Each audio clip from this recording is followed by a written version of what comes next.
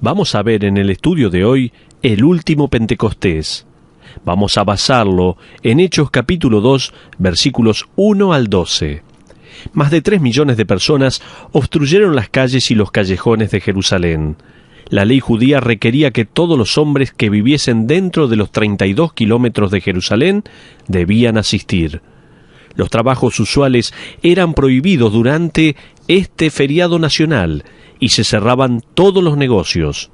Muchos judíos habían viajado desde muchas otras naciones para asistir a la Pascua y el Pentecostés, y su feriado estaba a punto de terminar. Dentro de unos días habría un gran éxodo desde la ciudad, cuando cientos de miles de peregrinos comenzarían sus viajes de regreso a casa. Desconocido para ellos, pero de acuerdo al plan de Dios, este era el último Pentecostés. El amanecer de esta nueva dispensación estaba a tan solo unas horas, cuando la tercera persona de la Trinidad haría su electrizante descenso desde el trono de los cielos. En Hechos, capítulo 2, se encuentra la historia de este descenso. A fin de reingresar en el drama de este increíble día y de apreciar su significado, necesitamos primero aprender parte del entorno. En primer lugar, este último Pentecostés era el resultado de la promesa de Cristo. Quizás recuerdes que Jesucristo prometió que vendría el Espíritu. Busca en Hechos, capítulo 1, versículo 5, dice así la palabra de Dios: «Mas vosotros seréis bautizados con el Espíritu Santo dentro de no muchos días». También observa el versículo 8 en su primera parte: «Pero recibiréis poder cuando haya venido sobre vosotros el Espíritu Santo y me seréis testigos». Necesitas entender el cambio de rol del Espíritu Santo en el Antiguo Testamento. El rol del Espíritu Santo en las vidas de una persona era temporal. Por ejemplo, Él vino sobre Saúl y más tarde Él dejó a Saúl, como se nos cuenta en 1 Samuel capítulos 10 y 16. También debemos entender el cambio de rol del Espíritu Santo en el Nuevo Testamento. El rol del Espíritu Santo en la vida de una persona es permanente, porque dice la palabra de Dios: Él os dará otro consolador para que esté con vosotros para siempre, como dice Juan capítulo 14, versículo 16. También el cambio en el Antiguo Testamento, la presencia del Espíritu Santo era referida como una unción a fin de realizar tareas específicas. Por ejemplo, Sansón es un ejemplo de esto, cuando el Espíritu lo llena de poder y luego lo abandona, como se registra en Jueces, capítulos 13 y 16. David oró en el Salmo 51:11, «No quites de mí tu Espíritu Santo».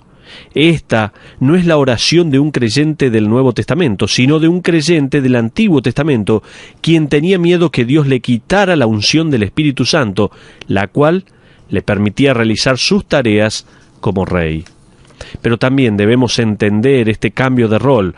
En el Nuevo Testamento el Espíritu Santo no hace unciones temporales, sino que hace moradas permanentes. Jesús prometió a sus discípulos en Juan 14:17 que el Espíritu estaría con ellos y dentro de ellos. El Espíritu había estado con los discípulos y en el futuro el Espíritu moraría dentro de ellos. El Espíritu no estaría más allí solo para las tareas específicas, sino para cada actividad de la vida. Vamos a ver algunas aplicaciones teológicas concernientes al Espíritu Santo.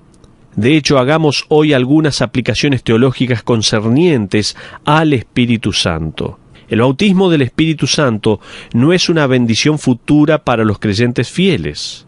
Recuerda esto. El bautismo del Espíritu Santo no es una bendición futura para los creyentes fieles. Pablo escribió a la iglesia más carnal y dividida del primer siglo, la iglesia de Corinto, ¿recuerdas? En 1 Corintios capítulo 12, versículo 13a. Porque por un solo Espíritu fuimos todos bautizados en un cuerpo. Eso es en el tiempo verbal pasado. En el momento de la conversión recibes al Espíritu Santo, no tienes que esperar que Él venga. Me gusta la manera en que el autor Tony Evans lo expresó cuando escribió. Él dijo así: Dios no hace bautismo de transición ni bautiza en cuotas. No existe tal cosa como un bautismo de reserva en donde efectúas un pago durante varios meses y luego de un tiempo adecuado como cristiano retiras tu bautismo de la reserva y disfrutas de todo el asunto. No. Todo lo que vas a recibir del Espíritu Santo como creyente, lo recibiste por medio del Espíritu en su cuerpo en el momento de tu salvación. Por lo tanto, la pregunta en la vida del cristiano no es ¿cuánto tienes del Espíritu Santo?, sino ¿cuánto de ti tiene el Espíritu Santo? La segunda aplicación teológica es que el bautismo del Espíritu Santo no es un privilegio especial para las personas espirituales. Escucha bien esto. El bautismo del Espíritu Santo no es un privilegio especial para las personas espirituales. De hecho, de acuerdo con Romanos capítulo 8, versículo 9, si no tienes al Espíritu morando en ti, no tienes ninguna parte dentro del cristianismo. Por lo tanto, cualquiera que te diga, no has sido bautizado por el Espíritu Santo, te está diciendo que no eres salvo. Todos los cristianos son bautizados por el Espíritu. El Espíritu Santo no es un trato solo para la élite espiritual. Les digo a mis hijos, escuchen, si se portan bien con su madre hoy y realizan los quehaceres y se tratan entre ustedes civilizadamente, entonces, cuando regrese a casa, los llevaré a la heladería luego de la cena. Ahora, los expertos en paternidad dicen que se supone que no debes sobornar a tus hijos. Yo no los estoy sobornando. Solo les estoy diciendo, si se portan bien, iremos a la heladería, si se portan mal, se van a la cama. Los expertos en paternidad necesitan aprender acerca del poder del helado. Afortunadamente, Dios no hace eso con su Espíritu Santo. Él no dice, ahora, si oras largo y duro, si demoras, si lloras, si realmente eres bueno, entonces te daré el sabor del Espíritu Santo. A ti y a mí nunca se nos ordena en ninguna parte de la Biblia que busquemos el bautismo del Espíritu, ni que oremos por el bautismo del Espíritu Santo, no. El bautismo del Espíritu Santo es una experiencia única y para siempre de cada creyente. Dios toma al nuevo creyente y por medio del Espíritu Santo lo emerge dentro del cuerpo de Cristo. Pablo le escribió a Tito en Tito capítulo 3 versículos 5 y 6. Escuchen esto. Él nos salvó no por obras de justicia que nosotros hubiéramos hecho, sino por su misericordia, por el lavamiento de la regeneración y por la renovación en el Espíritu Santo, el cual derramó en nosotros abundantemente por Jesucristo nuestro Salvador. Tú y yo no merecemos más al Espíritu Santo de lo que lo merecemos a Jesucristo. Recibimos a Jesucristo no por mérito ni por obras, y de la misma manera recibimos al Espíritu Santo no por obras ni por hechos. Ambos son recibidos por medio de la salvación. Por lo tanto, no oramos para que el Espíritu Santo descienda sobre nosotros, o que caiga sobre nosotros, o que venga desde los cielos con poder. Él está parado aquí golpeteando sus dedos y diciendo, disculpa, he estado aquí abajo por 2000 años. Entonces, ¿has estado? Todos los que recibimos a Cristo como Salvador personal han recibido el bautismo y la morada y el sello del Espíritu Santo. Ahora, hay algo más que quiero que sepas acerca del último Pentecostés. Mencionábamos anteriormente que el último Pentecostés era el resultado de la promesa de Cristo. Dentro de ese punto dijimos que el bautismo del Espíritu Santo no es una bendición futura para los creyentes fieles, y también dijimos en segundo lugar que el bautismo del Espíritu Santo no es un privilegio especial para las personas espirituales. Ahora, el último Pentecostés fue el cumplimiento de la cronología de las fiestas judías. Debes comprender el significado de las fiestas y de la cronología judía. Jesucristo fue guiado como cordero a morir a fin de liberar a los hombres y a las mujeres del cautiverio del pecado. Eso sucedió al mismo tiempo en el cual Israel estaba celebrando la Pascua. Durante la Pascua, ellos quitaban las vidas de los corderos y los comían como un recordatorio de su liberación de Egipto. Pablo declaró en 1 Corintios capítulo 5, versículo 7 en su última parte: porque nuestra Pascua, que es Cristo, ya fue sacrificada por nosotros. Era durante la fiesta de las primicias, cuando la nación celebraba los primeros frutos que se extraían de las cosechas. El sacerdote agitaba un manojo de granos ante el Señor, las semillas que habían muerto y que habían traído su fruto. Eran los primeros frutos de las cosechas los que les daban a Dios en celebración de la vida. Fue durante la fiesta de las primicias cuando Jesucristo resucitó de la muerte. Pablo se refiere a esto en 1 Corintios capítulo 15, versículo 20, cuando escribió así: Cristo ha resucitado de los muertos, primicias de los que durmieron es hecho. No pienses ni por un momento que la crucifixión, el entierro y la resurrección de Jesucristo ocurrió accidentalmente durante estos especiales días festivos. Los eventos de su vida y de su muerte completaron aquellos días festivos. No puedo evitar emocionarme al considerar el hecho histórico que mientras Jesucristo venía montando un asno por la ciudad de Jerusalén, los pastores del templo, en ese mismo día estarían pastoreando a las ovejas desde las regiones aledañas hacia la ciudad para sus muertes sacrificiales. Josefo, el historiador del primer siglo, escribió que 256.000 corderos fueron muertos durante las Pascuas del primer siglo. Puedes imaginar que las ovejas y los jóvenes corderos llenaban las calles mientras que el Cordero de Dios, quien también había entrado a la ciudad para morir, había llegado. Aquí viene Él, el sacrificio final, el cumplimiento de la Pascua, rodeado por miles de corderos sacrificiales. Y 50 días después de la fiesta de las primicias, la Biblia dice en Hechos capítulo 2, versículo 1, cuando llegó el día de Pentecostés. Literalmente es cuando fue cumplido. Dice, estaban todos unánimes juntos. Israel también había estado celebrando la Pascua durante siglos. Pentecostés significa literalmente 50.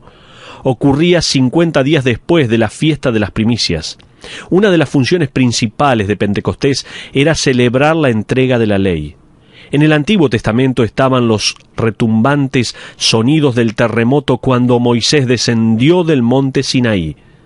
Y estaba el fuego y el humo cuando Dios se comunicó sobrenaturalmente a través de las piedras de la ley. Ahora, en el último Pentecostés, estaban los fuertes retumbes como de un poderoso viento, y está el fuego, y Dios comunica sobrenaturalmente a través de los labios de sus apóstoles el mensaje de la gracia. En el primer Pentecostés, en el monte Sinaí, Dios entregó su santa ley, y la ley produciría una conciencia nacional. En el último Pentecostés, Dios daría su Espíritu Santo, y el Espíritu produciría una iglesia internacional. Orar para que vuelva a ocurrir el Pentecostés es ignorar sencillamente el hecho de que fue un evento histórico profetizado por siglos de anterioridad con acciones irrepetibles.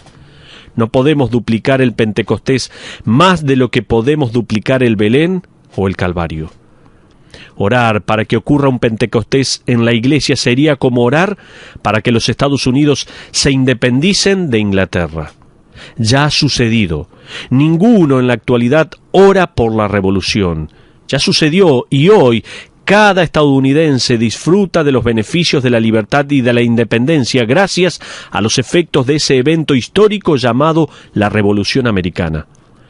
Mientras que los primeros estadounidenses esperaban por la independencia, nosotros nacimos independientes. De la misma manera, estos apóstoles esperaban el descenso del Espíritu Santo y que hiciera morada en ellos y que los bautizara en el cuerpo de Cristo, la Iglesia. Nosotros, tan pronto como nacemos de nuevo, somos habitados inmediatamente por el Espíritu y bautizados en el cuerpo de Cristo. Nos beneficiamos inmediatamente. Y nosotros como creyentes recibimos de una vez el Espíritu Santo, la tercera persona de la Trinidad. A fin de reingresar en este drama de este increíble día y de apreciar su significado, estamos necesitando comprender parte del entorno. y dijimos que el último Pentecostés era el resultado de la promesa de Cristo. En segundo lugar, dijimos que el último Pentecostés fue el cumplimiento de la cronología y de las fiestas judías. Ahora, en tercer lugar, quiero mencionar que este último Pentecostés marcó la creación de la Iglesia del Nuevo Testamento. Pablo dice: «Vamos, despiértense». ¿No se dan cuenta que sus cuerpos son el templo del Espíritu Santo, el cual tienen a través de Dios? No pertenecen más a ustedes mismos, son el santuario de Dios. Venimos colectivamente y creamos la eclesia o la iglesia local del Nuevo Testamento, la cual es un cuerpo que se mueve, funciona y sirve. Hablaremos más acerca de esto más tarde, pero por ahora la venida del Espíritu creó un templo nuevo para el Dios Santo y una nueva organización llamada Iglesia. Muy bien, esa es mi introducción para el mensaje de este día. Ahora, continuemos y miremos el descenso del Espíritu Santo. 3 cosas ocurrieron cuando el Espíritu Santo descendió. Toma nota, por favor. Primero, algo audible ocurrió cuando descendió el Espíritu Santo.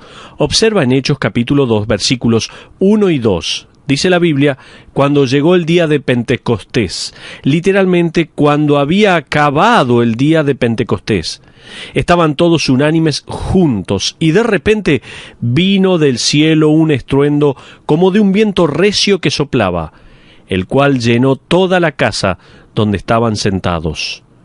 Debes comprender que un viento no vino apresuradamente. Observa nuevamente el versículo 2. Dice: y de repente vino del cielo un estruendo como de un viento recio que soplaba. Por favor, observa que no fue un viento recio que vino y rasgó sus ropas.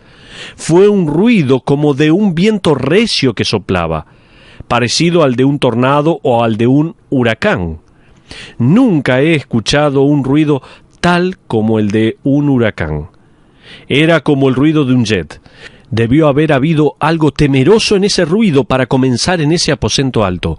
Esto fue algo audible que sucedió cuando descendió el Espíritu Santo. Pero en segundo lugar, algo visible ocurrió cuando descendió el Espíritu Santo. No solo algo audible, como decíamos anteriormente, sino también algo visible. Mira en el versículo 3. Y se les aparecieron lenguas repartidas como de fuego, asentándose sobre cada uno de ellos. Observa otra vez. Esto no es fuego literal, sino que tiene la apariencia de fuego. Esa es la única manera en la que puede ser descripta. En Apocalipsis, Juan escribe: vi algo como. Él está intentando encontrar palabras en el idioma griego para explicar lo inexplicable. Este era un evento inexplicable. De repente comienza a iniciarse un ruido en la sala y luego, quizás a través de la pared o desde el techo, aparecen lenguas flameando como el fuego. Entonces se divide y va separadamente a cada persona y reposa sobre ellos. No se hace ninguna otra referencia sobre esta apariencia como de fuego. Esto fue evidentemente el bautismo del Espíritu Santo. Para los judíos, el fuego siempre ha sido un símbolo de la presencia divina. Pero en tercer lugar, algo verbal ocurrió cuando descendió el Espíritu Santo. Algo audible, algo visible y algo verbal.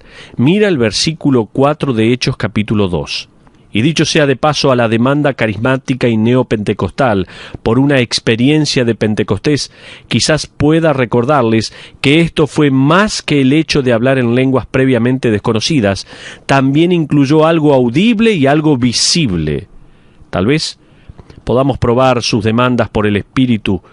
Y mira el versículo 4. Y fueron todos llenos del Espíritu Santo y comenzaron a hablar en otras lenguas, según el Espíritu les daba que hablasen.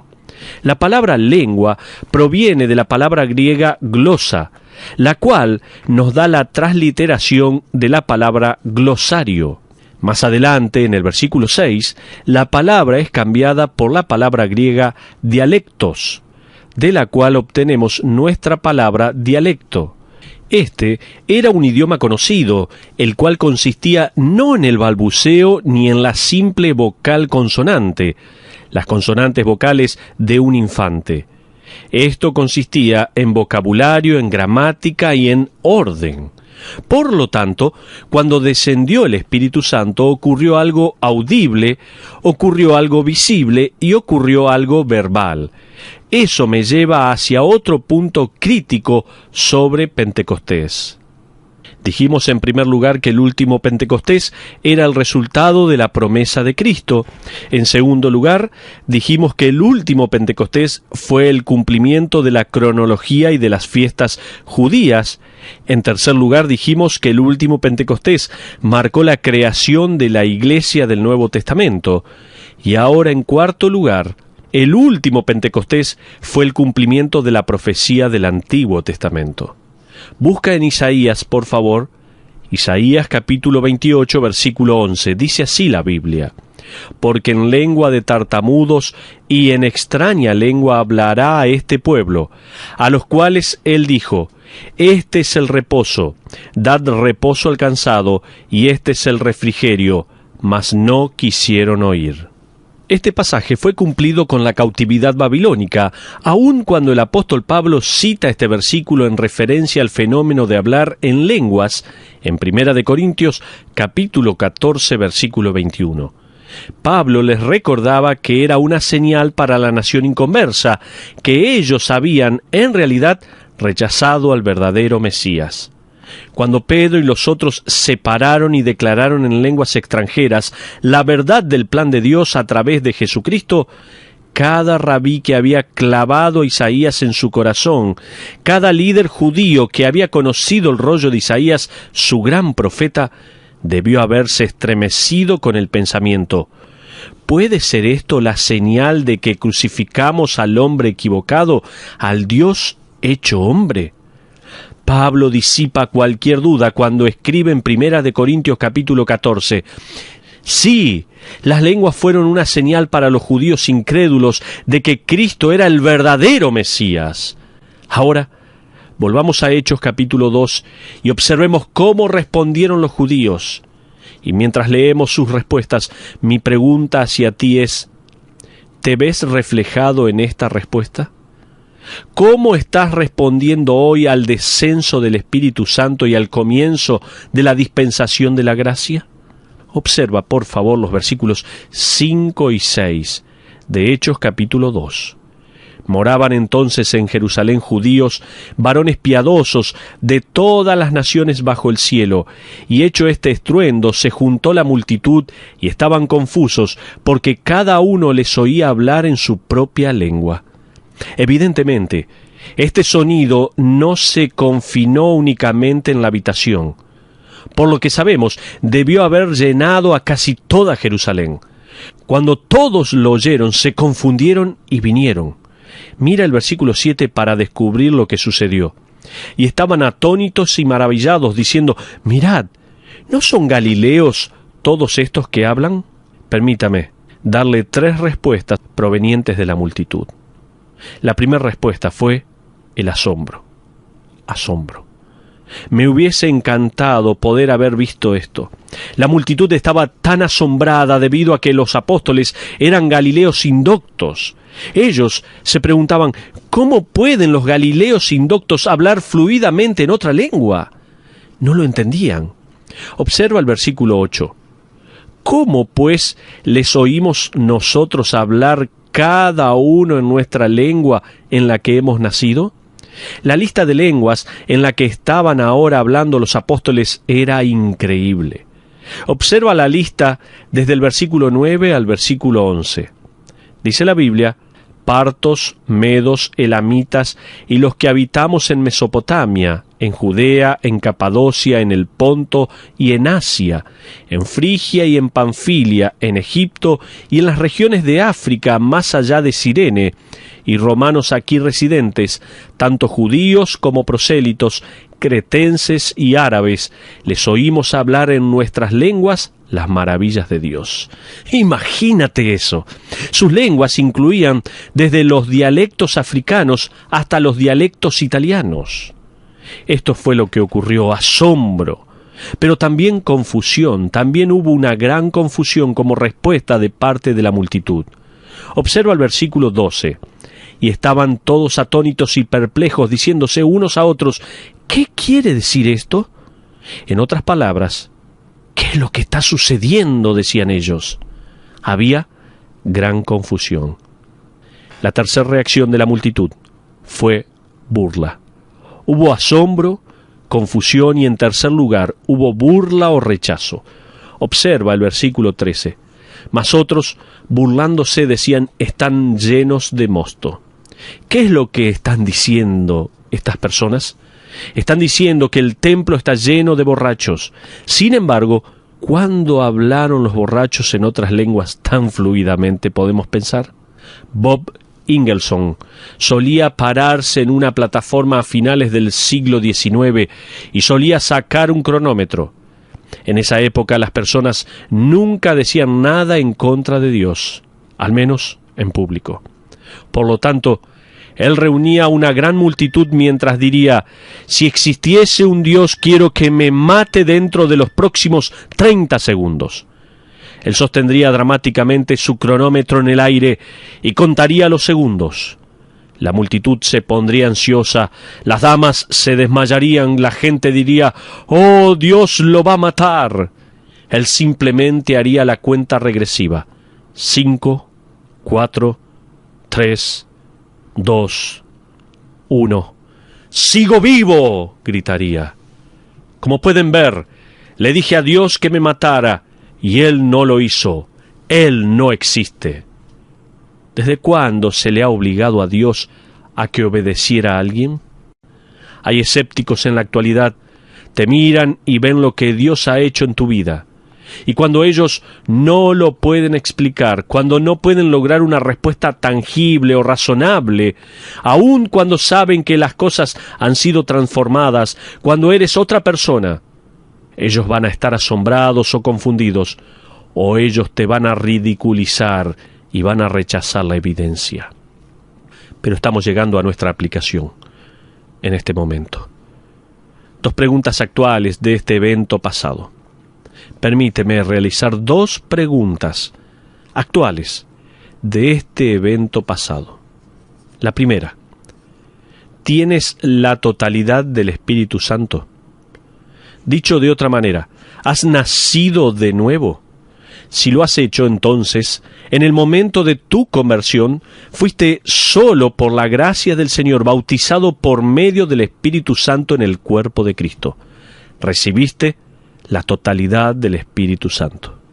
¿Te has transformado en un cristiano? Esa es la gran pregunta. ¿Ya has recibido a Cristo como tu Salvador? Ahora, la segunda pregunta que quiero como aplicación hacernos en este momento. La primera dijimos si teníamos la totalidad del Espíritu Santo. Ahora la pregunta es, ¿tiene el Espíritu Santo la totalidad de tu vida? Escucha bien.